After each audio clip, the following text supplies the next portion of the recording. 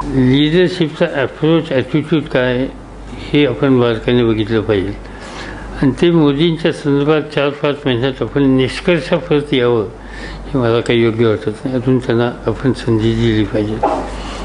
पण मी जे मोदींना पाहिलं आहे ते आपलं संघटन आपलं नियंत्रण हे मजबूत असावं असं मी राज्याचे मुख्यमंत्री म्हणून त्यांना पाहिलं आहे.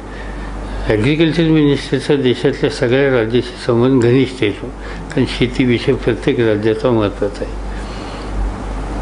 नरेंद्र मोदी एकटेच असे प्राईम मिनिस्टर होते आणि जयललिता की ह्या कधी दिल्लीच्या लिडरशिपशी संपर्क ठेवायचे नाहीत किंवा ही आमची नॅशनल डेव्हलपमेंट काउन्सिलची बैठक व्हायची त्याच्यात नरेंद्र मोदी बोलणार किंवा जयललिता बोलणार म्हटल्याच्या नंतर काँग्रेसच्या आमच्या मंत्र्यांच्या चर्चा असायची याचं उत्तर कोण द्यायचं कारण हे नक्की आपल्याला ठोकणार हा भाग आणि ठोकायचं ते म्हणजे तसं त्यांच्या भाषणामध्ये ते असायचं. नरेंद्र मोदी अधिक भीती असायची. सोनिया गांधी आपलं जयललिता आर्टिक्युलेट होते इंग्रज फार छान होतं आर्टिक्युलेट होतं त्यामुळे त्या मृदू भाषेमध्ये पण अत्यंत स्वच्छ बोलायच्या. यांची भाषा थोडी ओबडधोबड होती आणि ते ठोकायचे त्यामुळे साहजिकच एक डिस्ट्रस्ट होता काँग्रेसच्या सोबत लिडरशिपमध्ये आणि या नेत्यांच्याबद्दलची. पण देश चालवायचं म्हटल्याच्या नंतर शेवटी एखादं राज्य तुम्ही बायपास नाही करू शकत. त्यामुळे त्या राज्याच्या प्रमुखालाही कुठेतरी गव्हर्नमेंट ऑफ इंडियात संबंध ठेवावा लागतो किंवा गव्हर्नमेंट ऑफ इंडियाला सुद्धा काहीतरी रॅपोर्ट ठेवावा लागतो. ह्या दोघांचा रॅपोर्ट माझ्याशी अधिक होता आणि कुठलेही प्रश्न आले राज्याचे म्हणजे पॉलिटिकली नव्हता पण गुजरातचे कुठले प्रश्न आले सरदार सरोवरच्या उंचीचा प्रश्न आला महाराष्ट्र गव्हर्नमेंटची भूमिका विकली असली तर ते माझ्याकडे येणार तुम्ही महाराष्ट्राच्या पाटबंधारे मंत्री अमुक तमुक यांच्याशी बोला हे असं आहे आम्ही तुम्हाला इतकी वीज देतो वगैरे वगैरे असं आणि त्यातनं आम्ही मार्ग काढायचो. त्यांच्या राज्यामध्ये शेतीच्या बाबतीत ते काही नवीन करत असले तर केंद्राचा प्रतिनिधी म्हणून बोलवायचं असलं तर मलाच बोलवायचं आणि मी जायचो. त्याचं कारण असं की ठीक आहे नरेंद्र मोदींचा पक्ष आणि त्याच्यात आमचे मतभेद असेल पण राज्यातल्या जनतेशी तर काही मतभेद नाहीत. जी धोरणं आपण आखतो ती राज्यात राबवण्याच्यासाठी तिथलं सहकार्य मिळत असेल तर आपण घेतलं पाहिजे. त्यामुळं ते सातत्य माझ्या दोघांच्याशी त्याच्यामध्ये होतं. पण त्या समान कालखंडामध्ये मी एक गोष्ट पाहिली की मोदी अतिशय सकाळपासून संध्याकाळपर्यंत कष्ट करणारे ग्रस्त होते.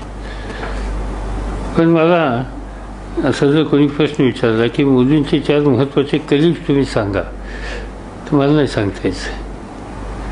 शेवटी टीमवर्क जे असतं मला त्या टीमवर्कचा त्या ठिकाणी अभाव दिसतो आणि तो टीमवर्कचा अभाव राज्यामध्ये चालू शकतं कारण राज्य हे मुख्यमंत्री सेंट्रिक प्रशासनाचे केंद्र आहे.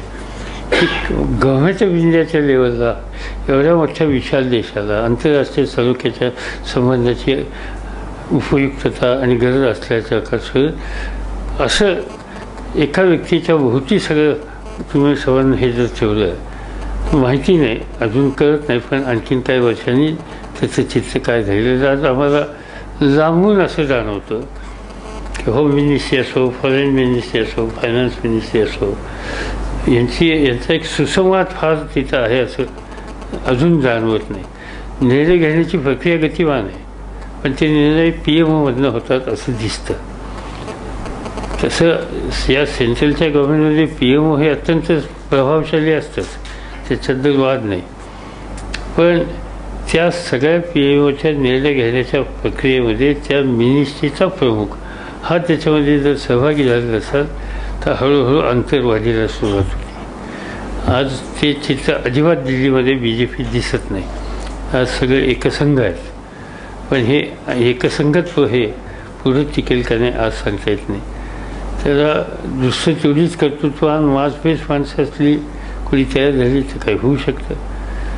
आज मोदींच्यामुळेच मी निवडून येऊ शकतो असं बहुसंख्यांना वाटत असेल तर त्याच्यात बदल होण्याची शक्यता नाही.